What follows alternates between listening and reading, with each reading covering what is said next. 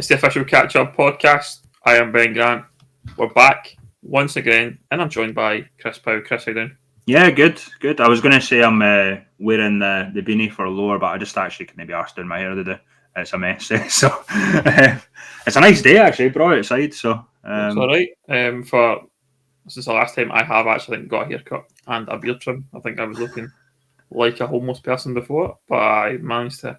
I'm not far off. No far off.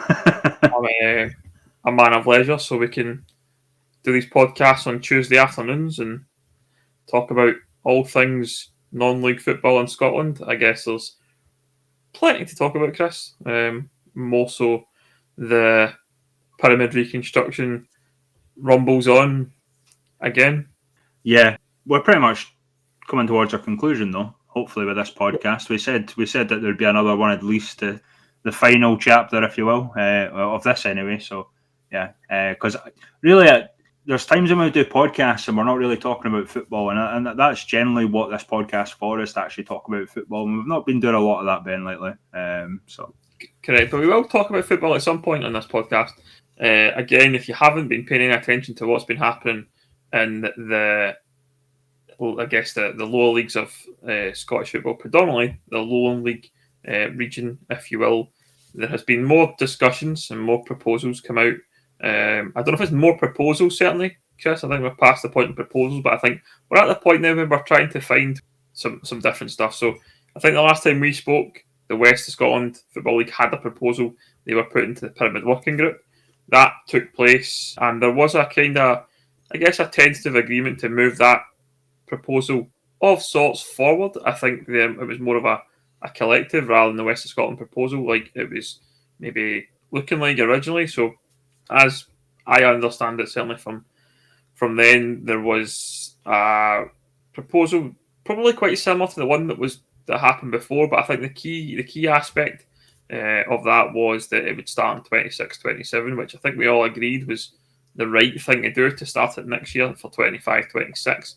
Was probably a bit too soon and a bit rushed and going to cause a few problems with how leagues were going to be finished and stuff like that, which I wasn't against it personally. I like the idea of starting it. I think you've got to start it at some point, and there's always going to be losers no matter when it happens. So maybe this season would have been the least amount of losers perhaps in that whole scenario. But here we are. It looks like we're getting to a point where at least a new proposal was put on the table that I guess everyone looked like they were going to agree on, and that was then taken back. They'll only took that back to their teams to vote on it, and as we understand it, as we speak now on the 29th of April, that proposal has been agreed by the Lowland League. They had a vote via email, which was or via correspondence, I guess, in lieu of not having a board meeting or anything like that to do the actual voting in. So they had a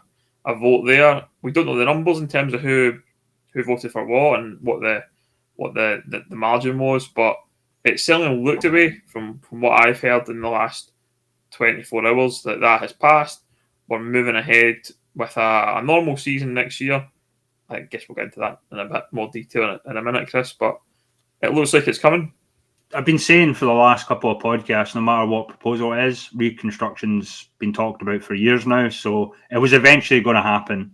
And I think the last proposal or I guess it's been a mixture of different things, different ideas.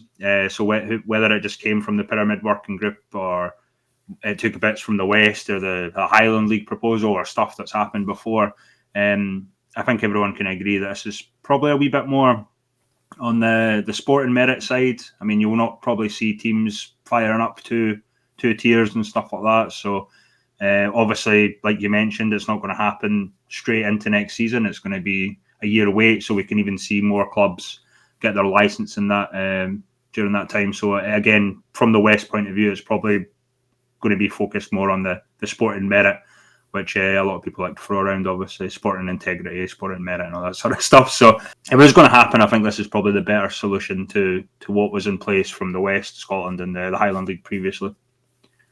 So I think we'll caveat probably any discussions that we're going to have now with something that was interesting, Chris, that we both saw a few days back. I I'll put my hands up straight away. It's well known I attended the West Scotland Football League meeting on Thursday, and there was a similar meeting I think took place in the east of Scotland.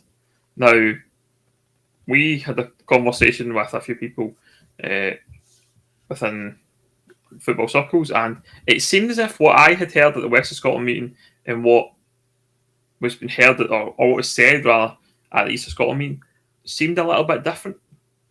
It did, and I think it stems to the fact I think that there's different conversations to be had. Obviously, if the Midlands is going to be part of the East, I'm not sure if the Lowland has to speak to the Midland League or the East of Scotland has to speak to the Midlands League, but that conversation has to be had. With the West of Scotland and the South of Scotland, I think they're already kind of intertwined because they're obviously both under the Lowland at the moment currently. So one thing that kind of stood out was there was mention of the cooperative club idea from the SFA, which they announced, I think, way back in, I think it was February, with the change of the SPFL Trust Trophy. Certainly the Lowland League, I believe, were informed of this before, and it's been talked about.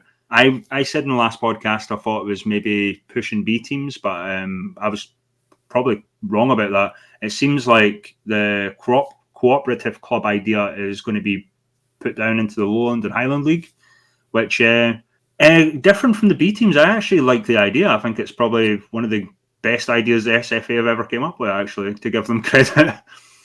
So just for anyone who's in the dark, Chris, can you give us a bit more insight into what the cooperative club idea is all about? What's the a club, say in the Premiership, designate a club, basically loan players to a club in the lower tiers of the pyramid, and they don't count as loans basically. So it's purely based on development. You get four loans.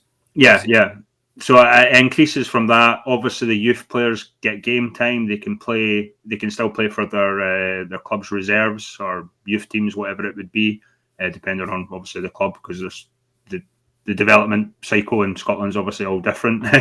So I like it for a few things. I actually hope it extends even further down the pyramid to the west of Scotland, to the east of Scotland, to south of Scotland, because one big advantage of that is there's obviously clubs struggling financially, as we know, and having the ability to potentially loan players in that you don't have to pay wages for, and having extended loans and stuff like that. I think that's a really good thing. I think that'll be really beneficial to some clubs, and it'll be beneficial hopefully to the players because they'll be playing regular football where before, under certain restrictions, they might not be able to have done so. So yeah, I quite like the idea.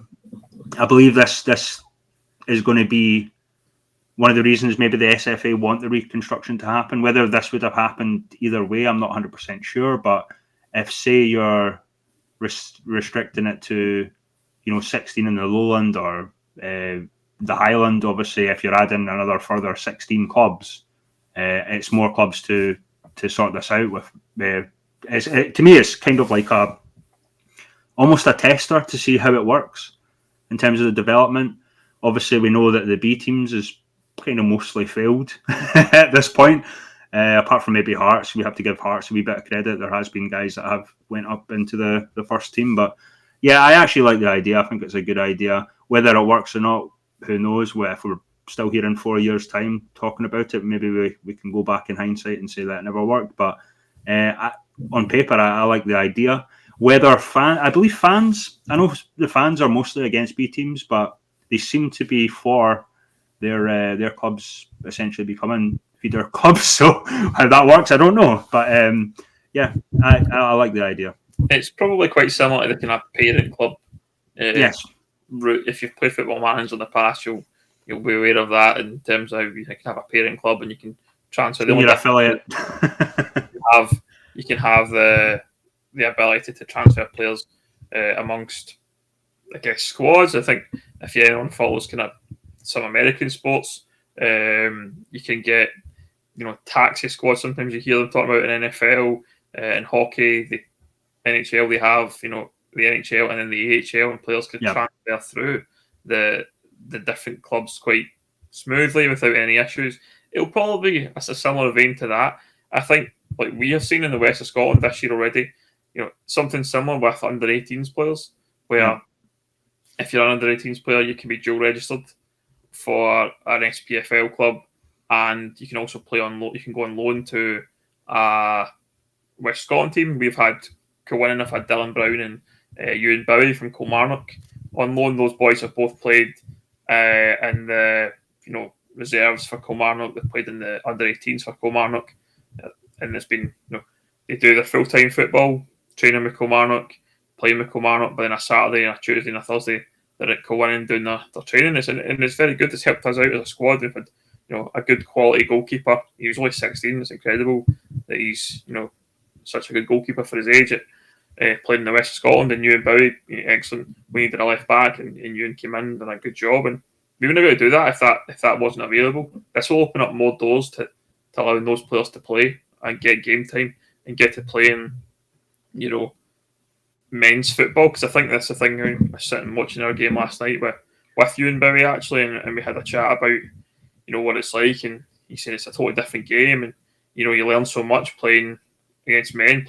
He's putting in a way that youth football's one thing, but men's football's completely different, and he feels it going back to Kilmarnock. He sees a difference in his improvement because he's playing against men week in, week out, rather than playing essentially youth football and against boys of his own age and probably ability as well. So I think it'll be good for clubs, certainly. And if that's the driver, then I'm happy, because I think the whole pyramid does need a restructure. And if this is the way we get it done, then that's great. But let's not kid ourselves on. There's probably more to it than just that.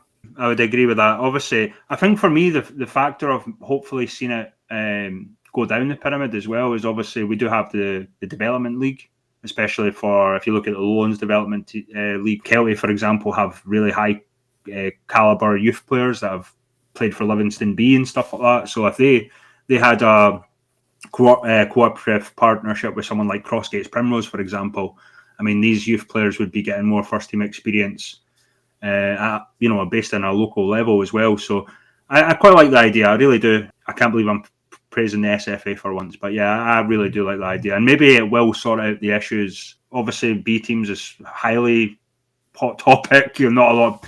I think the majority of people are probably against them. So this kind of hits different, and I think a lot of people will be far more supportive of it for a number of reasons. But certainly the financial thing. If you're looking at your own club and they have financial constraints, this could be like a game changer essentially for them. So let's look at the reconstruction, I guess, in a bit more detail, Chris. So as it stands, it looks like we're going to have next season, normal season of Tier 5 in the Lowland League and Highland League. The only thing I think by the looks of it, we won't have any relegation from the Lowland League next season. It would appear, even if there was relegation, I think, if one team goes west or east, then, they're going to come back in because they're going to be, one of the highest ranked teams in terms of the having a license, for example. So I think, I've seen something the other day about Broomhill waiting to hear their fate, because I think they're waiting to find out if Forfar end up being Club 42, but if they don't, they'll be getting relegated. But the likelihood is, providing Broomhill do well enough in the West of Scotland next season, they would come back up anyway. It's part of the restructure. So, and I think folk are actually forgetting that and thinking too closely about the West teams, but Broomhill do have a possibility of doing that. So, it will split into two, West and East. The West will have the Lowland League West, which will then be fed from, by the looks of it, it will be the West Prem and the South of Scotland. Lowland League East will be fed by the Midlands League and the East Prem. How that will be made up, I think, will be, it seems like there'll be 8 teams from the West, 5 teams from the Lowland, and 2 from the South, and it very much depends on obviously what happens with East Kilbride, which are hopefully will get promoted, and there'll be maybe another space for another team to come through to make up to the 16.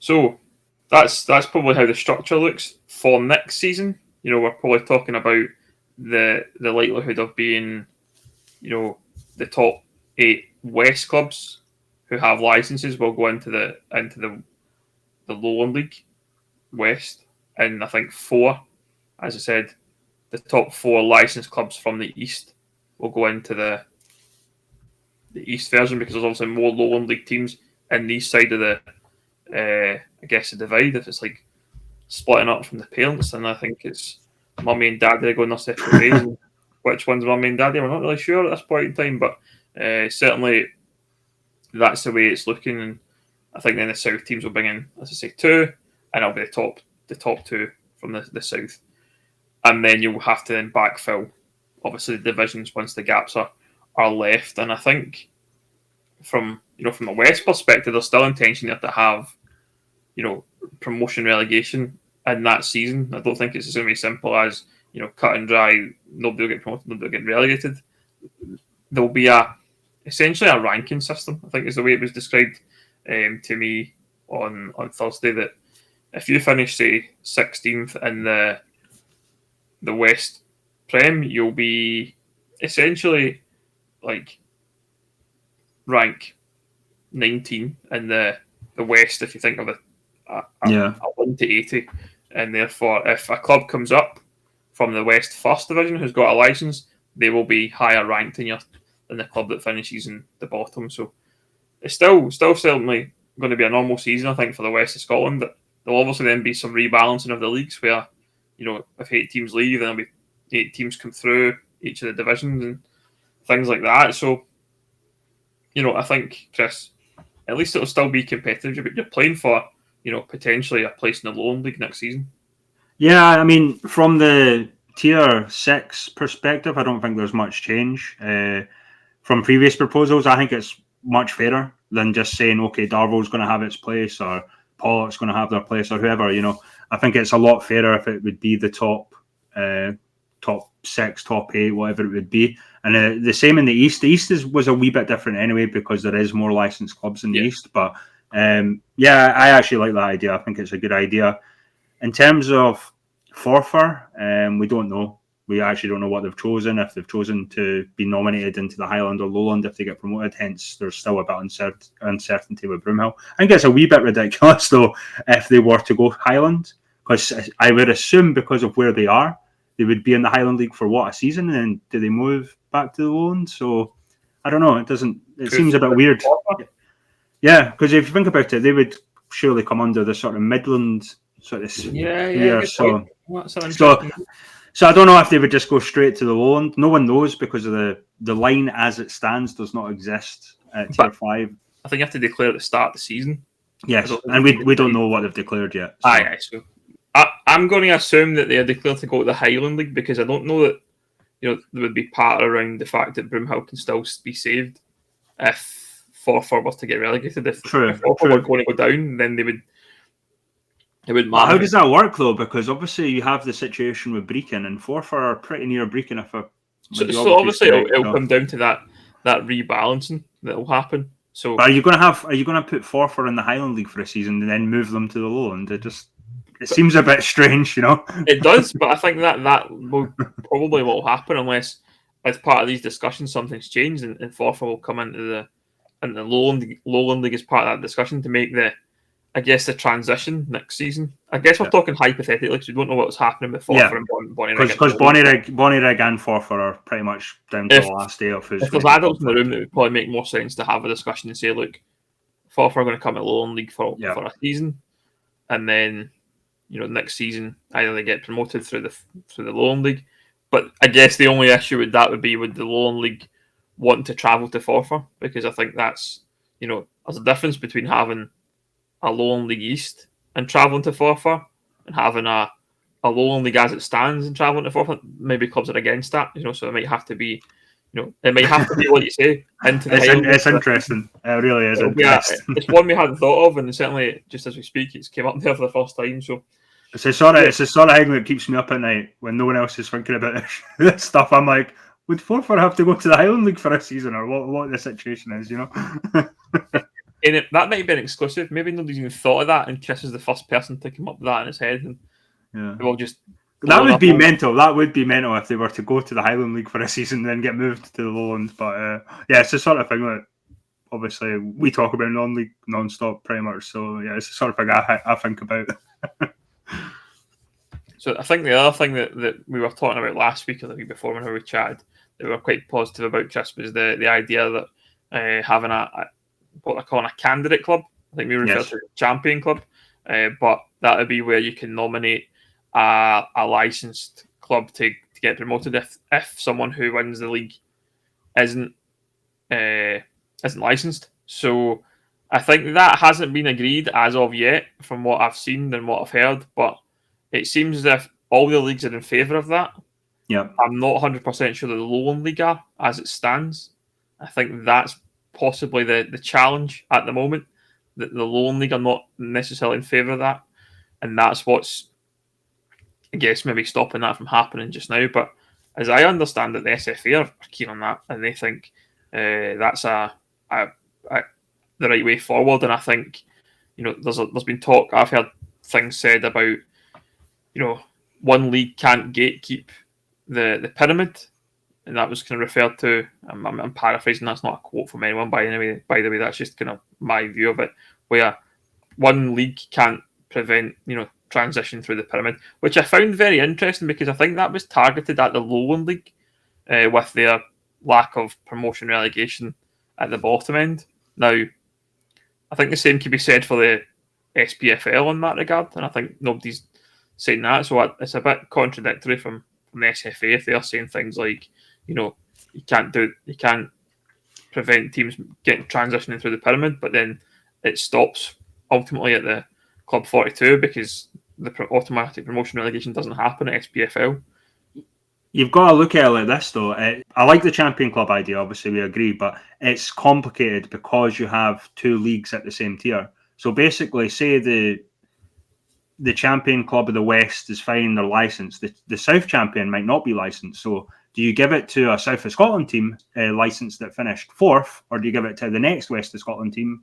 So there's complications there that no one really thinks about. The proposal that has been put forward, I think, has you got to finish the top three. Right. So that would exclude the whole idea of right. So yeah, that makes more sense, because you have to kind of think about that. It's not just if it was just the West of Scotland beneath the Lowland League West, or the East of Scotland below Lowland League East, it would be straightforward. There'd be no argument. But because there's the Midlands League and the South of Scotland, it slightly complicates it. And we still have these complications where people say, currently, why is it not 2 or 3 up or whatever? And again, it comes back to the fact that there's 3 divisions that feed in. I mean, it's overly complicated when you say, all right, we're going to give you those 3 places. But then, if say the South, like Lochar Thistle obviously won the South Scotland League, so they're not licensed. So it'll be a straight shootout between Clydebank and whoever wins the East of Scotland, which is probably Musselburgh. But say that never happened. Yeah, it's like, which league do you give it? Give the promotion to, because it becomes overly complicated with more than 1 or 2 promotions. So, or it can be. But I like that. You'll nominate one of your top 3 if it's, say, for example, like last season, be win the West of Scotland, and say Clydebank finished second, and Clydebank would have been able to be nominated to finish second. But had Clydebank finished 4th, and say Hurlford and Largs had finished in the top 3, then there wouldn't have been a nomination at all. And I guess you're nominating a club to go into essentially into the playoff, because there'll be it sounds like potentially there'll still be a playoff, perhaps. We're not 100% sure what the promotion relegation is going to look like. I think it's probably going to be 2 up, 2 down, from what I've heard. So basically, the champion of the West of Scotland and the South of Scotland would go into the West, with the West Lowland League or whatever, and the East would be Midlands, depending on their license. There's only a couple of clubs licensed in Midland League currently. The East of Scotland champion would go up as well. So it's looking like a 2 up, 2 down situation at the moment, from what I've heard, which makes sense given the tiers. But then it probably, again, it gets complicated because of the licensing issues. Not so much in the West or the East, but certainly in the Midlands League. Obviously, Dundee North End won it this season. They're not licensed, so yeah. South of Scotland, Lochar Thistle won it. They're not licensed, so yeah. It becomes a wee bit messy when you're with 1 or more tiers. So yeah, I can understand the complaints, but yeah, you have to kind of look at from the Lowland League side as well. That it is actually not straightforward sometimes. No, but that's it. And I think obviously there's more to it. Then you're looking at how the teams get made up the following season. Obviously, it's about licensed clubs. I think the one thing that's interesting for me is that there was I think the Lowland League rule relates to you must have your license by the 31st of March. Yep. And that was apparently incorrect. That's not the ruling. I think they've interpreted that ruling wrong. In actual fact, what you've got to have is be told you've got your license by the 31st of March, not actually have it in place, which is, so if the licensing board meeting in March, for example, then you must have it in place by then. So you've got to have started your process to apply for it, etc. before then, and then you'll get your SFA membership at the board meeting, the annual general meeting in June.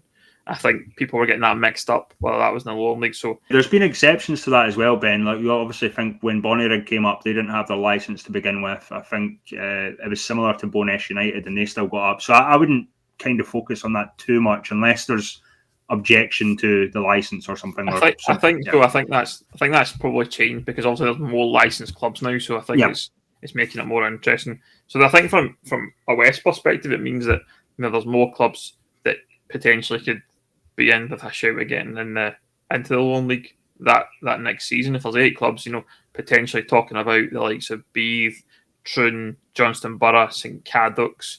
I don't think quite Largs are quite there yet. I'm not sure what Hurlford's status is in terms of them. Drumchapel, I think, are probably a couple of years away from what I can see and hear. Gartcairn and probably similar. I'm not seeing anything from them. So the clubs can obviously apply if they haven't already applied this in the summer. They've got to pay, remember, the $5,000 application fee. I don't know what $5,000 gets you for that. I think that's an astonishing amount of money to ask a club run by volunteers and semi-pro footballers to pay just to apply to get into the SFA. I think that feels. I don't see with a justification for $5,000. When we did it, I think it was £2,000, which was a lot. And you only get $4,000 back. I'm pretty sure isn't the SFA license entry fee $4,000? You get $4,000 back. Am I right in saying that? So it's actually costing more than you get back unless you do well in the. I think it's more than that. I think it's more. I'm not 100% sure. I'm not. From what I read, and this is a while ago, I'm pretty sure it was 4.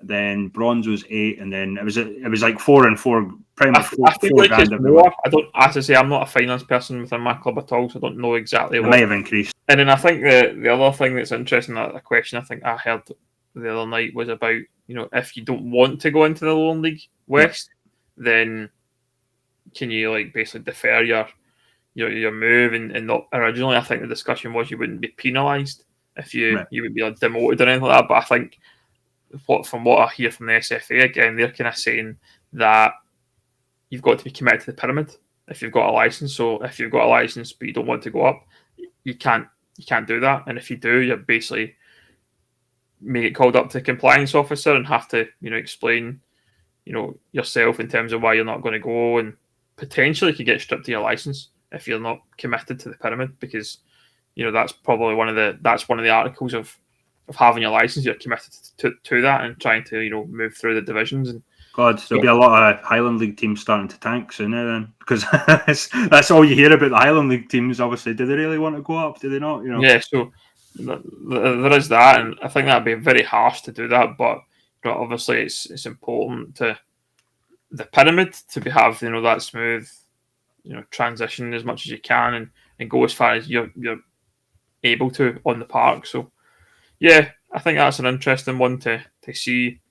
The other thing, Chris, that came up in discussions through the week, the potential for an SPFL reconstruction. Yeah, this is interesting because the word was pain, as described by former SPFL teams. Apparently, it's going to go from 42 to 48. And I'm going to call it right now. I know exactly what's going to happen there. East Stirlingshire, Albion Rovers, Cowdenbeath, and Berwick and Brechin will be back in the SPFL. I'm calling it right now. That's going to happen. And so I wouldn't, Plus whoever gets finishes top 42, they don't get relegated. Yeah. So basically, if this is approved and whatnot, there will probably not be any pyramid playoff between Club 42 next season because they won't get relegated because of the restructure. But I'm calling it right now. That's going to be the next controversy. The former SPFL teams that are in the Lowland League right now, or the Highland League, obviously Brecon, I think they're going back into the SPFL if this gets restructured. I've got a sneaky suspicion that's going to happen. And then there'll be more sort of talk about merit and do they deserve it. It is ridiculous, but I'm calling it right now. That's going to happen. That's my personal opinion. And if it doesn't happen, fair play. If it's on merit, huge respect. But I don't knowing that they got into the SPFL trophy before, I can't see it anything other than these clubs going back into the SPFL if they're restructuring. I have a feeling they're probably restructuring for that very reason. I would agree, and if that happens, it's a disgrace. I think these clubs have had more than enough chances to get out of the Lowland League. They've probably found out the Lowland League's a lot harder than they realised to get out of, and they haven't seen. They've not been competitive at all. East Stirlingshire, their first season in the league, probably I think they were runners up their first season in the Lowland League. They've not really, reached those heights. I think Albion Rovers. They're out of all the former SPFL clubs, they were the highest, and they've not really been as competitive as, say, not mentioning East Kilbride because they won the league, but they've not been as competitive as Cali Braves, as Trinent, as Linlithgow. There's so many teams above them. Yep. In terms of competitiveness, I think it would be completely wrong, but it's not going to surprise me to see that. And one thing we kind of touched on as well, Ben, but we probably never really discussed the idea in depth. But obviously the fact that the Lowland are not relegating any clubs next season due to reconstruction, there'll be a lot of people that have issues with that. But it would have been the same if it was in for next season anyway. That's all I'll say. I think a lot of people are kind of trying to get that out of me on Twitter. The reason I didn't mention that specifically is because I know the outrage that would cause. Out of context, that looks really bad. And I agree. I think it's not right in terms of there's probably going to be a lot of clubs next season. The Lowland League don't have to worry about relegation. They're going to save their money. They're not going to, spend as much. There's a lot of areas that I feel like it's good that you don't have to spend your money because you're not going to get relegated. It would have happened anyway if the reconstruction was happening next season. It would have happened anyway. So I don't get too outraged at that, but I do see a lot of people's negative point over that. I think relegations would still happen, yeah. For those who are probably more so on the west side looking at that and being disagreeing, what you've got to remember is we're progressing to improve the pyramid. So I think if that's the challenge and thing you're upset about, then it's probably a minor point, a minor footnote in history once we change the structure to what we want. Because I think the important thing you'll have as well is you'll have more West teams in that Lowland League, having a say, and that'll be important, for things down the line. You might be same in the East. You'll have more clubs that will have a view. We don't really know what the structure will look like in terms of, I know the Lowland League, I think every club has a vote on pretty much everything that they decide on. In the West, I know it's run by a board who take more control and do things, not necessarily run through their members for everything. There's certainly things that happen at the AGM which is voted on, and important things that are voted on that have to go to the membership. But there's things that as an organisation are run just through the board, and I like that. I think that's fine. I think there's small things there's no point in getting involved in. I think that's a important thing. But touching on governance, Chris, there was something that was suggested that they're maybe looking to bring in a new game board, if you like. I think we're going to call it maybe the Pyramid Game Board, which will be the Pyramids League Board, apparently. Right, Pyramids League Board. There we go. Which essentially, you've got the professional game board that sets I think tier 5 to tier 1 clubs at the moment, and then you've got the non-professional game board that has the tier 6 and below clubs, plus para football, women's football, amateur football, welfare football, community stuff, all different types of footballing authorities, if you like, that don't really have much of an interest probably in what happens at tier 6 to tier 9 of semi-pro football, if you like. And I think what you see now is that you don't have much say going the other way. Tier 6 to tier 10 don't have much of a say in what happens above them. I think that will help that and allow each of the, I guess, the tier 5 and tier 6 clubs have more say and more input into what happens and the changes that maybe will happen down the line of football. So I think that's another positive step towards the pyramid and improving the pyramid, Chris. Yeah, I totally agree. What you mentioned there is a bit like the West Lothian question in politics, where Scottish MPs voting on things that don't really matter in terms of them. So I like it. I think it was one of the key points of the West of Scotland proposal that we both agreed was good. To have more say for non-league, to have a place on the professional game board for tier 5 specifically, I think it's great if we can all come together. And again, for me, it's about non-league putting a wee bit of pressure on the SFA, SPFL, whoever it is.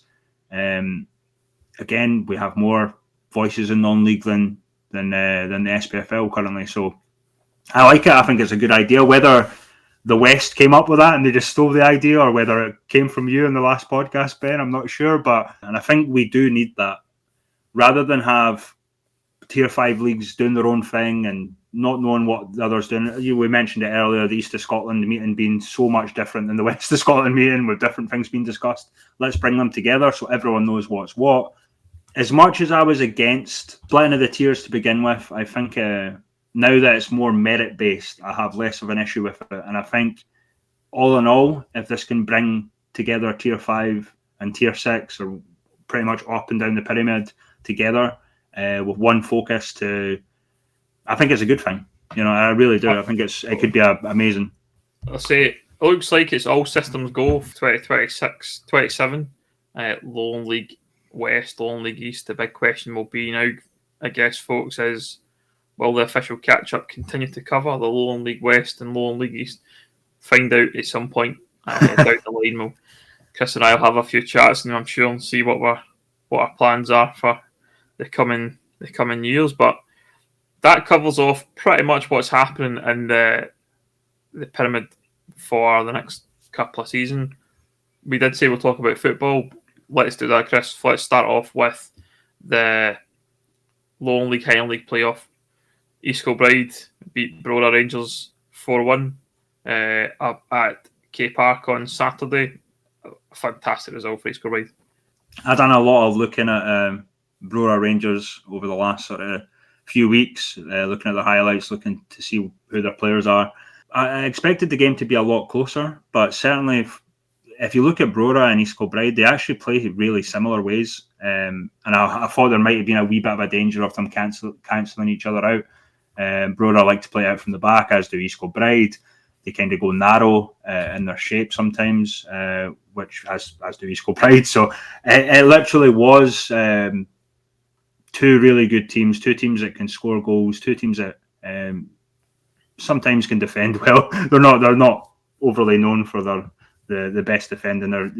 They suit more the attacking phases, I guess. But one thing that kind of shocked me, Brora kind of made it overly physical, and I wasn't expecting that. But I guess that's one way to try and push down what I feel. If you're playing against in my opinion, a better side, you sometimes have to resort to that. But brilliant result for East Kilbride.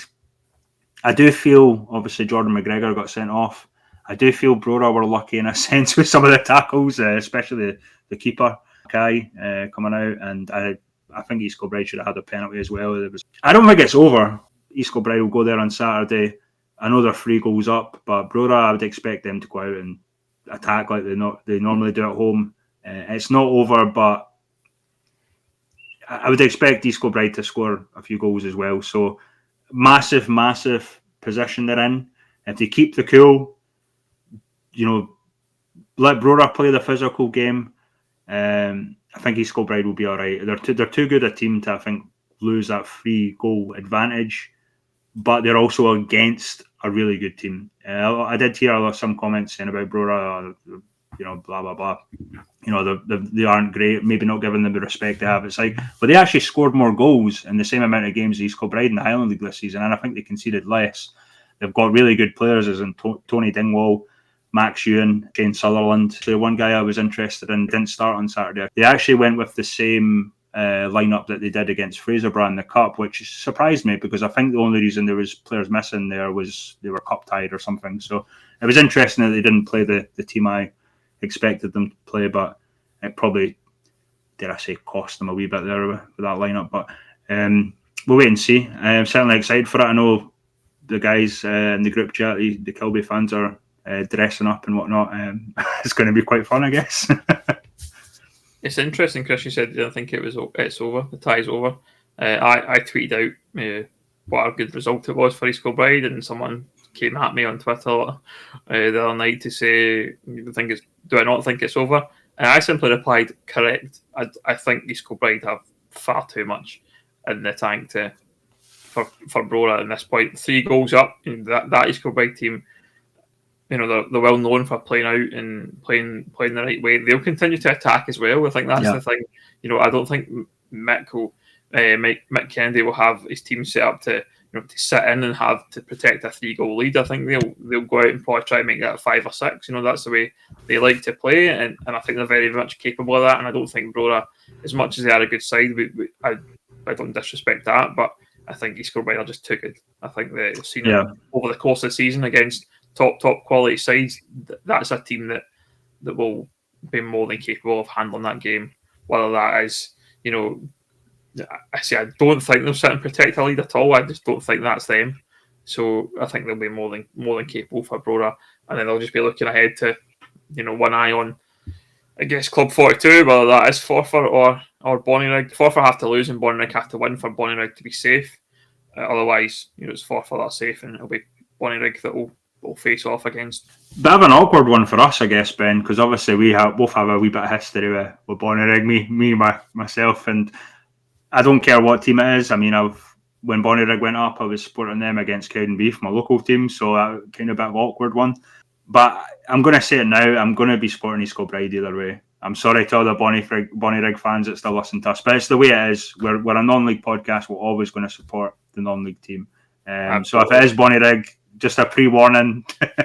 I'm all for it. I'm always the advocate for West is best. So that is just another caveat to that, because we obviously Kilbride are a West-based team. They haven't played in the West of Scotland Football League, but they're a West team, and I say I wish them well, and I hope the guys that they're dressing up as it Shakes or something like that, they're going to have a good time. Shieldsy and Stevie and Co and all that will be looking forward to their trip up to Brora. I don't know how far Brora is, but I'm sure they're going to have a good time on a bus somewhere or a train, and I'm sure the group chat will be flowing on. Because I'm fed up at Shieldsy posting pictures of trophies, quite frankly. You see it all the time, and I actually was, funnily enough, this is a good story, because I was looking for something about trophies but unrelated to the Lowland League, right? And I searched my WhatsApp this morning, actually, just putting the word trophy to try and find a phone number for someone, and typed in trophy in the search bar, and all that came up was the Lowland League chat. I mean, literally about 30-40 messages that just specifically mentioned the word trophy. I was like, oh my god, can't get away from this at all. But yeah, no, fair play. So I hope they have a good time and hope they do well. Obviously get the result, and we'll be keeping it close tabs. To mention that as well, obviously our focus is on the Lowland League, so we're obviously going to be supporting the Lowland League team over the Highland League team. I know we're a non-league podcast, but we predominantly focus, because we get a bit of stick for that too. It's like, oh, you don't really give the Highland League credit and stuff like that. We don't cover it really. That's why. But I will say this though, despite the first leg result, I do believe Brora have one of the best Highland League teams I've seen in a wee while. Actually, I think it's one of the strongest sides I've seen, and respect to them. I just think East Kilbride, well, we know how good they are, so we'll wait and see. I was probably a wee bit more self-preservation on my or more diplomatic on my answer compared to you, Ben. So nah, I don't care. I'm quite happy to nail my colours to the mast on that one. But moving on, we'll just jump through the other leagues quickly, touching on what's happened across the other leagues. I guess we'll jump to the East of Scotland, Chris, first. That's the only one that's still up for grabs at this point in time in the Premier Division. Musselburgh sitting on 64 points. Hillbeath Hawthorn sitting on 57 points. Musselburgh took place, I think, Saturday. Yep. And Musselburgh won 2-1. So they now have a 7-point cushion with Hillabeath got 3 games left to play.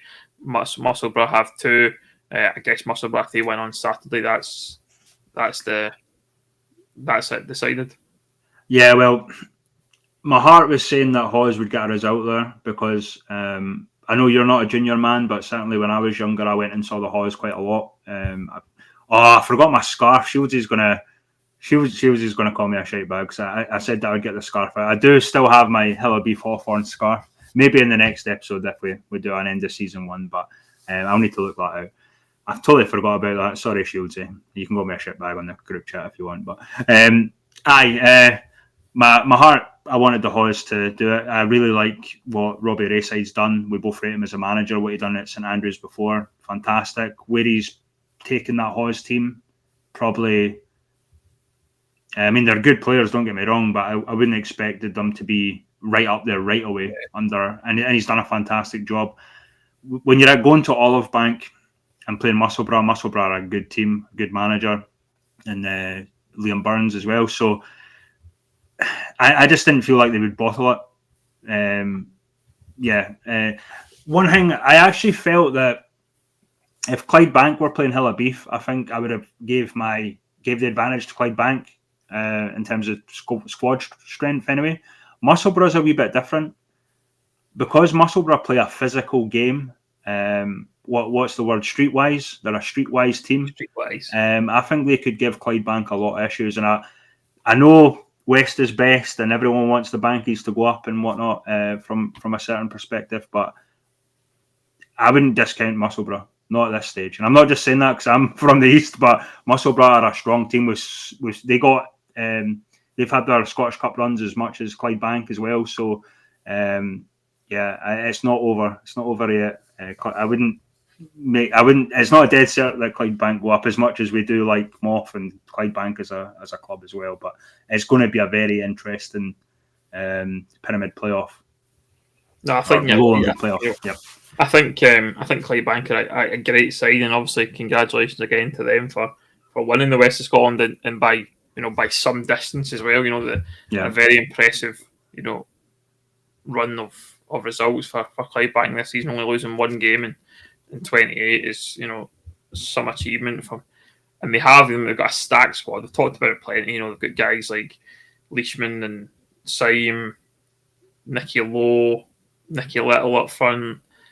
Very capable players. They've topped that up with guys like Dean Cairns and Keir Sampson that have been top players in the West of Scotland before. So they've built a good squad, and you're right. I think it will be a bit interesting tie, but obviously rooting for Clydebank, I think they're very much capable. Hopefully they'll turn up on the day, which I think is the 17th and the 24th is the 2 games.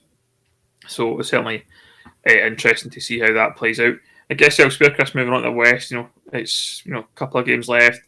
It's all decided at the top. At the bottom, it's looking a bit more, starting to get some daylight between teams.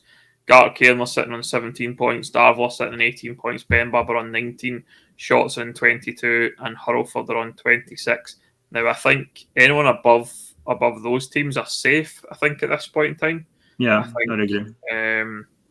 I think Glenafton probably can say, so they're probably okay at 32. I can't see, that the comeback, but no, they can't even do that. Hurlford are the only team, still have a nice 7-point cushion at the bottom from the 14th place team, which is Benburb. Shotts, he maybe doing a little bit and getting results. They beat Johnston Borough, I think, through the week last week 4-0 or something like that. Crazy result. No one expected that, I don't think. Johnston Borough, probably well looking with one eye on the junior semi-final and things like that, perhaps. But certainly, from that's a result we didn't expect, and gives them that 3-point cushion on Benburb and 14, which Benburb still have a game in hand on Shotts. Gartcairn have played 28, Darvall played 27, and Benburb played 26. I think Benburb have got enough in them to actually get out, personally. I think from what I've seen of Benburb this season, I just don't think, I think they've struggled. Players have left. Very recently we picked up a player from Benburb, after the transfer window shut, for example. We've got boys that have left for whatever reason. And yeah, I just feel, it's going to be difficult. Darvel and Gartcairn going to feel a lot really hard done by, I think, for those two clubs. I think in our season, those are going to be pretty safe. But Darvel had a points deduction, 3-point deduction, and then they had all that carry on with Johnston Borough and the illegal sub, which results in Johnston Borough being deducted 3 points, and the tie isn't being replayed. So Darvel lose that match and don't get the points or even the chance to win that game, despite what happened in terms of that result. Gartcairn obviously had an issue with Comet where they played an eligible player for I think 5 matches, so they had a 15-point deduction. I don't really know the exact ins and outs of that, but certainly knowing the challenges that people have had with Comet, in terms of 15 points is a lot to lose. But I guess the rules have been applied, and it's unfortunate for Gartcairn, because even if they have a 9-point deduction, they're going to be pretty much safe at this point. If they've had a 6-point, even more so. But 15 points has put them at the bottom of the table and probably struggling to get out of it at this point in time. So it'll be interesting to see how that plays out, Chris. Gartcairn in particular, there's no way. There's sometimes you look at teams, and you saw it in the Lowland League this season as well, and you think that these guys shouldn't be there. With Gartcairn, it's obviously a lot different with the points deduction. Obviously, unfortunate it happened, but we have seen it with Socky in the East. Obviously, they had similar issue with Comet, and they've been deducted points as well. So it's unfortunate. In terms of at the bottom, I think you're right. Probably Benburb are definitely going to get relegated. It's just I don't like calling it or making predictions this late on, because we have seen obviously shots just destroy Johnston Borough. So I mean, there could be points won and lost that you don't expect. So moving on to the first division, it's still to play for in the first round. For sitting top on 55, Athley on 54, Kilwinning Rangers on 54 as well, and Rutherglen on 49. Obviously, they're playing for 3 promotion spots there. It's been a interesting time for us. We're obviously going for that promotion run and hopefully hoping to get there. I think Athley, for me, look like the champions. I think they've got 1 point behind Renfrew. They have 5 games in hand on Renfrew. I think they probably only need to get about 62 points and win the league. The maximum points that we can get is 60, and the maximum points that Renfrew can get is 58. So Rutherglen can obviously come, but I think they're relying on other teams dropping points at this point, because they have got that gap, and it'll be interesting to see how that plays out. Down at the bottom, you're looking at Ashfield are away, Blantyre are away. They've confirmed relegation, both in 9 points, and there's just a bit of a dogfight for that 14th spot just now. Maple are sitting in 29, Rob Roy sitting in 31, Meadow sitting in 32, Kilburn Lakeside sitting in 33, and Dawson sitting in 34. I mean, you're looking at that and going, there's still 5 teams there that could potentially go down with 2 games, maybe 3 games to go. Kilburn have games in hand, and so do Meadow and Rob Roy. But Maple, for me, we played Maple there a few weeks ago. They beat us 2-1, and then they went and got a result the following week as well. They're a capable side, Maple. You talked about streetwise, and very much that makeup, very experienced players, and definitely one that can cause teams problems. Certainly. What do you think will happen, Chris, in the first? I think it's fair play to Arthurlie, first of all, because I think they did go through a spell where it did look like they would, I think they were losing players, and there was talk of this, that, and the next thing. I think we already you might have discussed it in the first podcast we done back, actually, Ben, about Arthurlie. But they seem to be hanging in there and still in with a chance of promotion, and not just that, obviously winning the league as well. So fair play to the guys at the lie, obviously. But in terms of the bottom, how are you going to call that? Like, how would you even put your name to any of that? You know what I mean? Between 5 teams, and tell you what, good teams that you've mentioned there, like Ladeside and Meda, and teams that you wouldn't necessarily expect to see near the bottom. I know there's been a few fall from graces in terms of the quality, but again, you still wouldn't expect to see some of these clubs towards the bottom of the first division having been at the top tiers of the west of Scotland before. So it's interesting, but yeah, I'm not going to put my name to. I'm not going to call that third team in the first division to get relegated. Like no chance. Moving on to the second division, just quickly. Whitlett's sitting 63 points, played 29. Neilson are on 61 points, played 28. Muirkirk are on 57 and played 25. Lanark are on 57 and played 27. Now, Whitlett's, I think, have been pretty good this season from what I know. We've played against Muirkirk earlier in the year, and I thought they looked a really good side and very capable. With those games in hand, we always talk about points on the board, but I think if Muirkirk can make a run for it, then they've got a good chance. But it could be any one of four, in terms of realistically who could go up at this point in time. But for me, I'm thinking Whitlett's are probably going to do it for me. Looking at the bottom end of the second division, Craigmark are on 12 points. They are relegated. Fourth are on 23. St Anne's on 25. Cambuslang Rangers on 26. Lesmahago on 27. York are on 28. Cali Locals on 33. That's probably, again, another one where, any two from 6 clubs could go down, Chris. Yeah, again, I don't want to put my name to predicting who's going to go there. I mean, I think, in fairness, when you look at these leagues, the West of Scotland, the East of Scotland, they've all been quite competitive this season. Obviously, we've not mentioned too much of the South, but I mean, that was probably the most competitive to the top. But yeah, even the Lowland League this season, Broomhill finishing on 31 points, that's just unheard of in the Lowland. That's never happened in the history. I think the closest was a few years ago. I think the bottom club finished on 16 points or something. So to see clubs near the bottom on like 30 points is crazy in any league, I think. I mean, that's just how competitive. I think it goes to show that teams are actually finding their level now over the last sort of few years. It's not so happened at the top end, but certainly towards the bottom ends, I think you have seen that where you are getting these like super competitive leagues. Moving on to the third division, Chris, you're a big fan of Thorn Athletic. They won the third division title on Saturday, where they're on 67. Kilsyth Athletic on 56. Ardee on 51. Greenock Juniors on 51 and Three Rovers on 44. But Three Rovers only played 23 games because they've been involved in a number of cup matches. So they've got 5 games in hand over most of the rivals, certainly. So they've got a great shout of making the promotion play up at Thorn. You've got to take the half to Thorn. I love what they're doing at Thorn. I think they're the right kind of club. They're promoting the youth, bringing them through.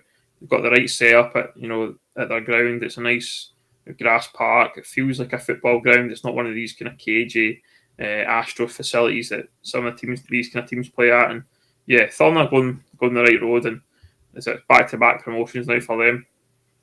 Yeah, I agree. Obviously, I don't like congratulating clubs too much on. I try and do it towards the end of the season so I don't miss anyone. But Thorn is one that I did notice got promoted, and I completely agree with all your sentiments said about there. To see a club like Thorn just going through the tiers, I think it's brilliant. And we've seen it with other clubs, obviously back-to-back promotions and whatever else. It's good. It just shows that the club, don't want to use the word ambition because people relate that to having money, obviously, but it is just good to see that the club's getting built up and doing well. Yeah, I guess a club that's like that, Chris, potentially is Three Rovers, obviously moving from the south, and they're looking like they're going to potentially make their way through the pyramid again with back-to-back promotions. I know they're not going to win the league per se, but it's looking like they're going to do that. And yeah, I think fair play, because they obviously make that decision to move, and by all means could have stayed in the south and just tried to get promoted that way, but they obviously seen the benefits of moving across, and for them, back-to-back promotions, that'll be good times for the fans and the committee and the players, being able to go and win leagues like that rather than playing kind of stifled in the south of Scotland. So obviously Three are the only club to have played in the Lowland, the East of Scotland, the South of Scotland and the West of Scotland, so it does feel like for whatever reason, the club's always kind of felt a wee bit out of place in the pyramid, and I think they have now found their place in the West. And I say that, and they'll probably move to the south of Scotland next season or something. So who knows? Who knows? But it does feel like they are happy in the West, having played in the Lowland, the East, the South. So yeah, good luck to them. I guess, and I'll just quick comment on Kilsyth Athletic. Bailey Hanlon, done a remarkable job there. He's deciding to leave at the end of the season. He's took them up to that position. I'm not sure why. I know there's a video kicking about of him, explaining his reasons. But I know Bailey, don't know personally, but I know of him around football, and he's a good character and does things the right way. And he's obviously quite ambitious in himself, and has done a great job at Kilsyth. And I try to say good luck to him in his next step in football. Yeah, a young manager. We have seen it obviously times where Martin Fellows at St Cadoc's as well. You do see these young managers obviously at clubs, and they make their mark. They do some good stuff. But I guess if you've been associated with a club for years, sometimes you do probably get itchy feet, and maybe it feels like it's time to move on. And repeat those sentiments. Obviously, wish Bailey all the best and whatever comes next, and especially at these levels. I mean, it could be more to that. Obviously, there is sometimes personal stuff, and obviously you're only part time. So if you've got a new job, or you've got a new member of the family, for example, a new bairn or something, it can be tricky. So we'll wait and see what happens with Bailey. But do wish him all the best if he's staying in or out of football. Looking on into the 4th division, and it's currently Knightswood on 70, Port Glasgow on 67, Kelly Rovers on 52, and Easterhouse on 51. Port Glasgow and Knightswood are confirmed for promotion. Still got a title to play for with that 3-point gap with 2 games left in the season. Kelly Rovers have got 4 games left, but they're obviously just playing for that 3rd spot. Knightswood sitting on 70 points. Darren Miller probably watching this and looking for Knightswood to get some respect put on their name. I think done a great job there. Knightswood have obviously came into the league late as a club and joined the West of Scotland 4th division only, or in fact last season I think it was. They've obviously made some changes, brought some experienced players in, and it's really shown. I think for me, you've seen the likes of Darren Miller, Kerry Marshall, Liam Coogans, Harry Granger, all on that Knightswood side, Chris. Yeah, we mentioned obviously Foreign Athletic. I actually see kind of Knightswood in a similar vein to what they're doing. Obviously, where the experience that Knightswood have, you would expect them to do well. But I mean, it's one thing to have these experienced players. Sometimes it doesn't work out going down the levels. But they've done a great job. And Glasgow put in a friendly early in the year, and they look pretty good. Because again, got some decent players in Mark Miller, Chris Miller, Alex McWaters, very capable football players and very experienced at this level. I mean, not so much at this level. Chris and Mark have played at a much higher level, but certainly the players in that squad very good and talented. I think it'll be close. I don't know that it'll be it's cut and dry. I'd like to see Knightswood do it personally. I think that, and I like what's going on there, and I think they've got a team that want to progress is something that I'm always for. I think on that 3rd spot, I really hope Kello will do it. I like Kello. I've got a lot of time for what they're about, and played again a couple of times in friendlies and stuff like that, and speaking to some of their management team and things like that in the past, and they've all got, again, nice things to say. And one of these old school clubs as well, with nice setup and an old school ground, and you get treated well when you go down there and things like that. So hopefully Kello do it, because I'll be honest, I fucking hate playing Easterhouse.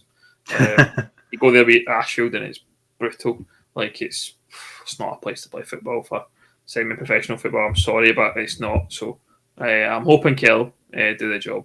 But that's the coverage of the West of Scotland. We'll jump quickly on to the South of Scotland. As Chris mentioned earlier, Lockhart Thistle have won the league. I was a bit confused looking at it, been like, they're only 1 point ahead of Newton Stewart, but Lockhart still got a game to play, but everyone else has completed their season, so that's how it's been decided. But yeah, fair play to Lockhart Thistle. Probably not a club that many of us expected to win the league at the start of the year. I would have probably looked at Dalbeattie as a team to probably beat in that division. But well done to the guys at Lochathra. So hopefully they enjoy their league win, but they obviously can't go to the playoff because they haven't got a license. And it'll be interesting to see what they'll be going for the license in the summer. Yeah, well done to Chris Jordan and the lads there. I mean, it was coming for them. They've been quite successful over the last few seasons, winning cup competitions and that. There's quite a few in the south of Scotland, but they have had a good team. But the south of Scotland was so crazy. I mean, you had 4 or 5 teams that were still in the hunt until Lochathra secured it. So, the south of Scotland probably, I think I said on Twitter, but one of the most competitive leagues or divisions in the pyramid this season. At the top.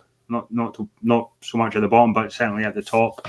4 or 5 teams going for a title is just, I wouldn't say it's unheard of, Ben, but certainly it's rarer than teams at the bottom of the league.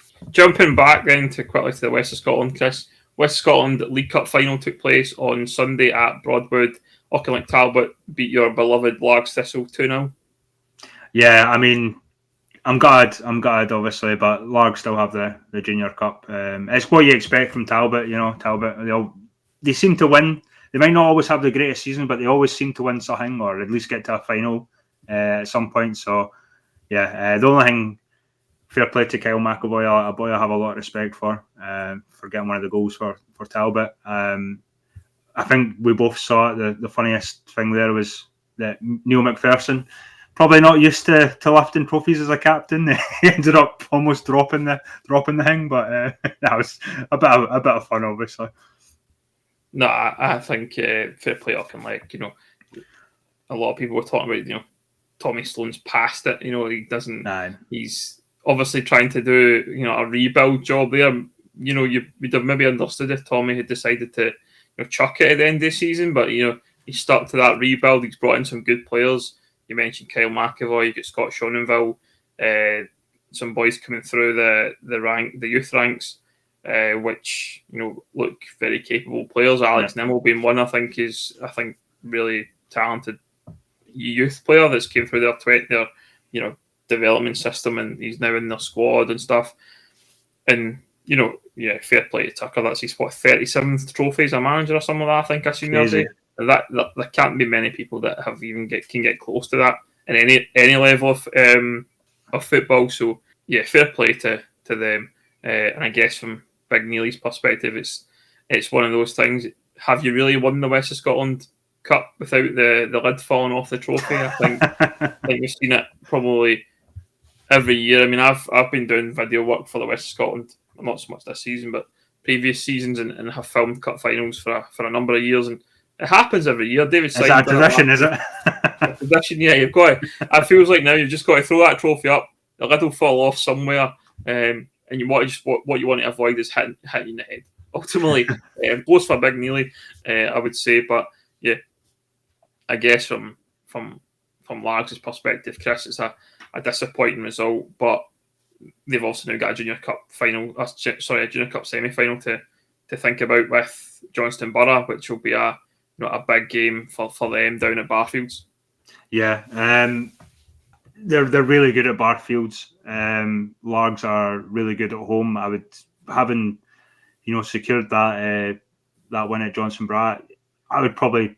I'm going to show my bias, obviously. I'm going to be biased anyway, but I would still consider them favourites for that. And it's similar, obviously, with Trinent and Drumchapel and the other semi. Obviously, Trinent, really good win. So, I hope it's going to be a bit of a weird one, especially if Trinent make it to the final, being the Lowland League club, and then Largs Thistle obviously going into it. I do have a wee liking for Largs Thistle and Will Sale, so not 100% sure who I'll be backing with that one, but I might pop to that. The only thing that puts me off is Broadwood. I actually don't mind Broadwood as a stadium, but it has to be like a full stand or something to get any atmosphere out of it. Yeah, it's an interesting one, Chris. Broadwood gets a lot of stick in the West because the West of Scotland headquarters are at Broadwood. Yep. The league meetings are at Broadwood. All the finals are at Broadwood, including the Junior Cup final. Now, I must admit, for me, travelling from Kilwinning on a Thursday night to a league meeting in Cumbernauld is a pain in the arse, and it does my head in. But sometimes you just got to do it every quarter, or whatever it is, or every 3 months. Yeah, it is what it is, from that perspective. But I agree, as a stadium, I always feel when you play in a final at Broadwood, it gives you that big stadium vibe. It feels like a cup final stadium. That's the thing. I think for me, I think you're right. You've seen it with the junior cup final, Cumnock versus Rutherglen, Glencairn. It was busy. It looked good. That's what you need. So you need the fans really to get behind it. But I think what maybe puts fans off is trying to get to Cumbernauld, because it's not. Yeah. Not the And most also, Broadwood is officially the coldest bloody stadium in Scotland. Like exactly. I've been there. I've been there on a sunny day, like literally start of the season, July, and it's fine. The weather's a good day like the day, a wee bit of warm, could be clammy. You go into Broadwood, you sit down, and it's freezing. I remember doing it. One of the cup finals last season, I think, was at Darvel Pollock, and turned up in a hoodie, and by the end of the 90 minutes, my fingers were frozen, and I was like, "What has happened?" But yeah, I can get behind Broadwood as a ground. Don't get me wrong. I've done West Scotland Cup games. Irvine Meadow hosted the first cup final between Clydebank and Auchinleck in the West Cup. It was at Cumnock one year, and they were great grounds to have them at. But I don't mind. I don't mind Broadwood. It's not as bad as everyone makes out. No. I think that's the important thing. It just needs probably two good teams. I don't know what attendance was on Sunday, but two well supported teams turning out for a cup final probably makes a big difference to them. So I think if you probably got a large strength junior cup final or a Johnston Borough junior cup final, you're going to probably get well supported. People are going to turn out in numbers, and it'll have that that big cup final atmosphere. I think will make a big difference. But and I mean, hell has not frozen over, because we are talking about junior cups on this podcast, which I think is a rare thing. But it'll be interesting, Chris, I guess, talking about junior cup finals. Will we ever see a national cup competition with all these changes happening in the pyramid? Will we perhaps see a national cup competition come to fruition? I've heard rumours that they might discuss that. Obviously, the juniors with the North juniors and the Midlands that were still under the junior kind of the last two leagues that were under the junior bracket, if you will, or the governance, whatever you want to call it. If they're going to be moving, then to be honest, all the junior organisation will have is the Junior Cup, essentially. So there has to be some sort of chat where I'd like to see that more turned into a national competition, because I think in terms of the history of it, in terms of the prestige of it, it's still up there for me. I know we look at the South Challenge Cup as the kind of equivalent in terms of the Pyramids Junior Cup, if you will, because it's every tier playing each other. But to me, the Junior Cup still deserves respect and still deserves a wee bit. So if we can do something with potentially the Midlands League, the Highland League, have it a proper national competition for non-league, I think that's how the Junior Cup survives and remains the historic and prestigious trophy that we know. I think that you're right. I think it'd be good to have a national cup competition. I don't see why we can't play for the Junior Cup as a trophy. Yeah. I think that would make a lot of sense if there's a prestigious trophy there. I think it probably needs some adults to sit around the table and be grown up about things and try and find a way forward, rather than a lot of kind of self-preservation and protectionism that maybe happens in some scenarios from when it comes to the junior game. I think that seems to happen.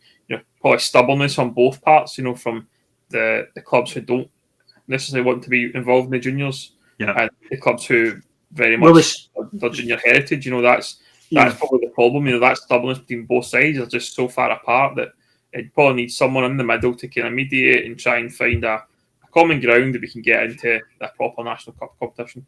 Well, the West of Scotland has been kind of more accepting of the Junior Cup, I would say. Now, when the Junior Cup started inviting East teams again and the Lowland League teams, we saw it with Bo'ness, obviously, United having to play a league game on the Saturday, then a Junior Cup game on the Sunday. Trinent somehow managed to survive that whole thing. So I think if we were to do it, the organisations need to have chat and say, right, when can we designate dates for this? I know it's going to be less annoying next season, but you might have different stages of the Scottish Cup. Well, obviously, that was another thing that probably needs sorted out. We kind of touched on it in the last podcast, but yeah, there needs to be a wee bit more give and take, I guess. The other thing as well is next season you'll not have the same aggressive deadlines for all the divisions to complete. You'll be able to play it to the end of May if you want next season, because there won't be the need to have playoffs and such. You'll obviously have to have a Club 42 playoff, but it will be the Lowland League West plus East plus Highland League round robin type thing. I think the plan is for that as it stands, unless something changes with automatic promotion. But I guess turkeys don't vote for Christmas, so yeah. And finally, just to mention, to round off the cup finals, I think that's all that I remember. Hopefully, there probably is another one that I'm missing, but obviously, congratulations to Linlithgow Rose for winning the East of Scotland qualifying cup against Dunbar. Dunbar, that's 2 finals in a row that they've lost, unfortunately for them, but they've done really well to get there. Praise for them. Obviously, Kevin Haynes, their manager, leaving to go to Berwick, who they beat in the semi-final, funnily enough. But Linlithgow, massive props to them. Much improved this season. Didn't have the amount of injuries they had the season before, but they've been really good. And the Lowlands, one of the sort of top sides as well. And good to see Gordon Hurd obviously getting the trophy win there as well. So I'm assuming, I think that's all the only other one I think, Chris, is the Southern Counties Challenge Cup, which Gretna beat Stranraer Reserve 10-2. Yeah, that's only the semi though, so we'll give credit to. They still to play either Cali Braves Reserves or Newton Stewart. Still to be decided. Cali Braves play Newton Stewart on the 3rd of May, which is a Saturday. A week. I think this Saturday, isn't it? Actually, we'll have the final, and we'll give credit whoever wins that. Will it be Newton Stewart, Cali Braves, or Gretna? We'll give them a shout out at some point, whether that be on an episode, because I know the Gretna fans in here will be wanting to make sure we're giving them positive feedback. But 10-2 result against Stranraer Reserves, 10 goals in the game, very impressive. And they were down to 10 men as well. Exactly, so even better. So that rounds up all the football. And all the chat from us on the official catch-up. Just quickly, Chris, we haven't talked about boxing in a while. Connor Ben, Chris Eubank, what do you make of it? At the time, the scorecard, I don't think it was that far away. 4 rounds for Eubank clear. I don't think so. I thought it was a lot closer. That I would have even took a draw, because it was that close for me. I think in the early rounds, Ben was pretty much trying to go for the kill. Eubank, in fairness to him, I actually thought he looked really shaky the early rounds. If you know boxing, his legs were just, it was so sloppy, so slow. The technique wasn't there. Going into the later rounds, he might have just won it for me. But yeah, it wasn't 16-12, I think it was, the scorecards. All 3 judges, that's ridiculous. I fell asleep in round 7, so... More of a UFC MMA man, aren't you? Absolutely, of course. Yeah, that's my bag. But I do like watching the big fights in boxing, I must admit. But it was a good fight. Good fight either way. I would actually pay to see. I watched it back and did think it was pretty decent. So, but yeah, we like to always get our wee boxing chat for some reason. I can't even remember how that came about, Chris, but we seem to talk about boxing on this podcast. You know what it was? It's because we used to record on Sundays and we'd, what were you doing last night? Oh, I was watching the boxing or something, yeah. So definitely. Well, that's us here on the official catch-up for another episode. Remember, if you do enjoy, hit like, hit subscribe, do all those good things on social media, on YouTube, because we do this for free. I'm not working right now, but hit a like, hit subscribe. That's all we ask of you if you do enjoy it. Well or not, we'll be back. Very much an unknown question just now. We have enjoyed these last few episodes, I'm sure. I hope you have too. Will it return for something big news that comes out? I'm sure we'll come back and do another episode, and we'll be back next season. Who knows? Something for me and Chris to chat about, as I said earlier on. And if not, it's been a pleasure. But we'll maybe see you soon.